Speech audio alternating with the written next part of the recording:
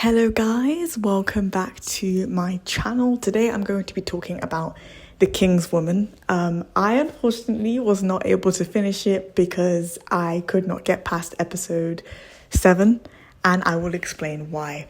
So The King's Woman stars Doraba and Vin Jang, and although I do love both of them, this drama is one of the most toxic dramas I've watched.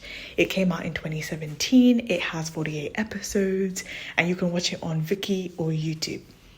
So, the drama is based on the first emperor of China, and he was known as being quite brutal, although it is said that the sources that say that he's brutal are quite biased because he didn't believe in Confucianism, whereas they did.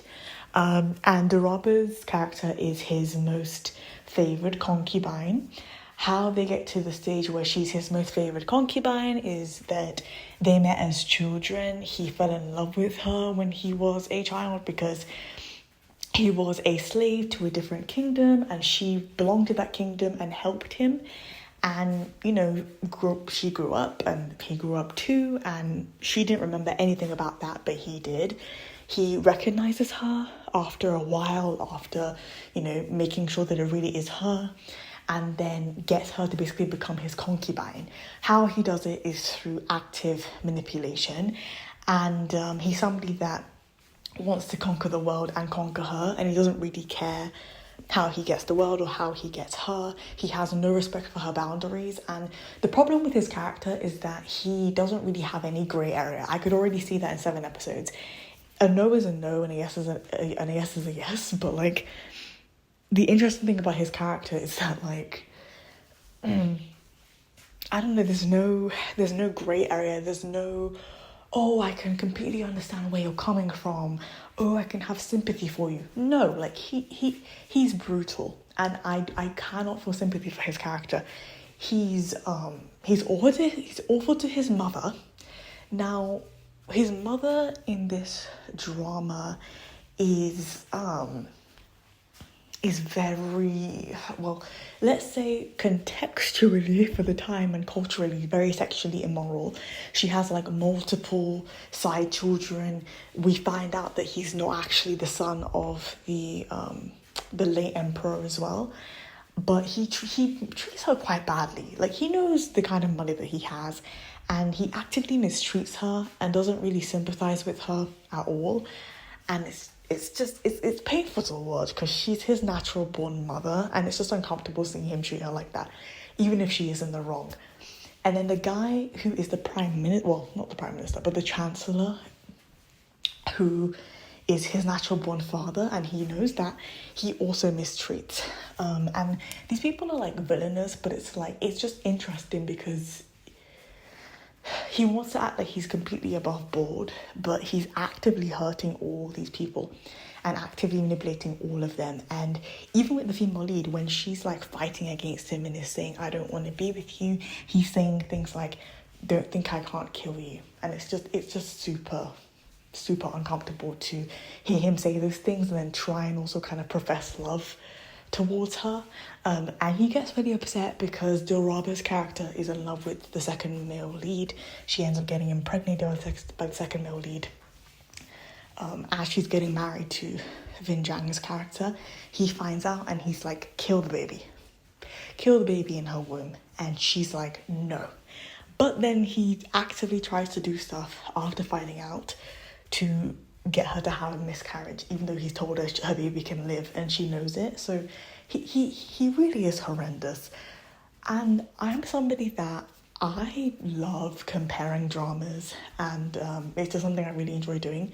When I think about his character being a black flag in comparison to characters like Lee Chung-yin in Goodbye My Princess, like I said previously, he doesn't have any redeeming qualities. He's awful. He's awful, point blank, period. There is nothing good about him.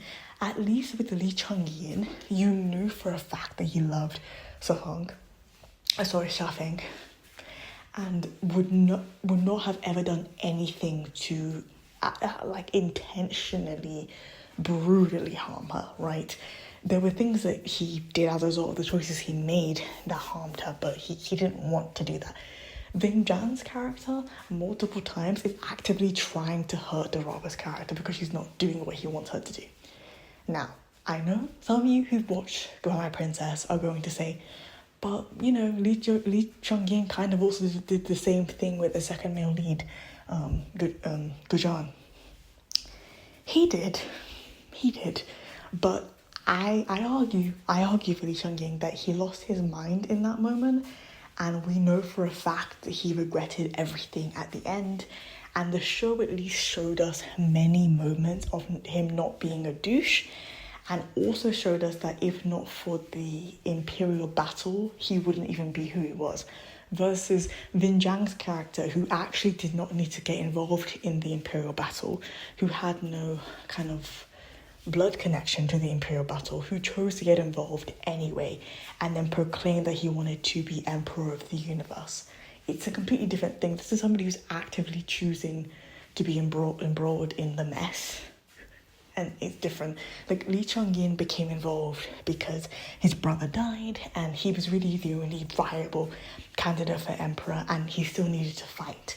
And it was important to protect the kingdom more so than his own personal love, right? The external issues made it so that he had to become like that. But Vin Zhang's character has a choice, and he's making the terrible one, which is where the problem lies. Even as a child, his character says things like, my only wish is to conquer the universe, while everybody else has wishes for, like, everybody to be safe. And so that's my main issue with the show. It's why I could not get past episode 7. The male lead is brutal, and the female lead is being brutalized by him. And it's a really uncomfortable watch. And I watch a lot of dramas with toxicity. Like, I'm drawn to them, if anything. So I'm not saying, you know, I don't like a dark story or a dark romance, but there's nothing romantic about this drama. And mind you, I've said the same thing about Goodbye My Princess. There's nothing romantic about Goodbye My Princess, but I can forgive it a little bit because the melody has redeeming qualities. He has none here. Let me know what you think about this drama in the comments below. Let me know if you were able to finish it. I'd be so curious to hear your thoughts. For the 7 episodes I watched as well, I want to add that I gave it an 8.5. Now, I start all dramas I watch from a 10, regardless of the genre or the production value. But I gave it an 8.5 not only because of the male lead, but also because of the use of, like, montages. It was very, very odd. There'd be so many montages that felt unnecessary, very dragged out scenes, and a lot of close-up flashy shots. Like, the director was just getting carried away. So that's the reason why I gave it an 8.5. But again, let me know what you think about this drama in the comments below. And once again, I do love Vin Zhang and Daraba, but this was not the drama. This is not it. Thank you for listening. If you like my channel, please subscribe. If you like this video, please hit the like button below. Thank you so much for listening. Bye bye.